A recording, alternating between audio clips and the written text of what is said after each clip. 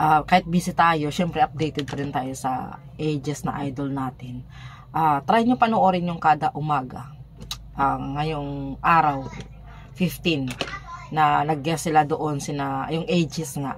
So, ang naano ko lang na pinaka-important na ano ko doon sa interview nila kay Idol Juliet ay yung sa concert nila na pinopromote nila sa February 1 and 2 ay merong surprise guest at may pa-surprise din silang bagong kanta. Nagawa yon ng kaibigan nila Juliet Idol Mercy, yung kaibigan na doon na kasama din nila ni Idol Mercy nung nasa hospital sa US, ang nagsulat ng kantang yon para kay Idol Mercy. Grabe. Ngayon pala nararamdaman ko na talagang lungkot kasi syempre lungkot na kasi na Idol Mercy kasi isang practice pa lang daw, sabi ni Kuya Ray nila ay naiyak na talaga sila kasi gawa yun ng kaibigan nila para yun sa tribute, parang ang concert nila kasama din yung tribute na rin doon para kay Idol Mercy. Grabe. Ang ano ng interview nila, kaya sa interview talaga hindi pa rin talaga totaling move on si Idol Juliet. Sobrang sakit pa rin talaga kasi hindi naman kasi fresh pa guys eh.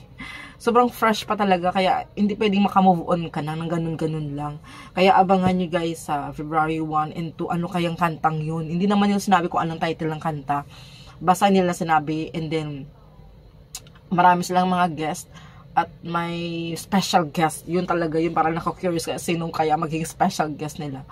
Oh my goodness. Para yun na lang guys, abangan talaga natin. Malay nyo baka yung special guest nila yung anak ni Idol Mercy, diba?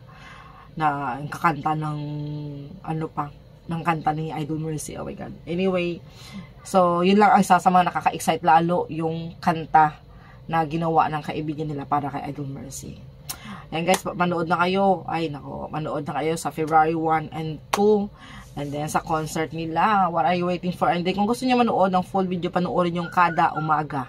Yun, itong umaga lang, January 15 ang kanilang guesting pala. Yun lang guys, maraming salamat. Bye!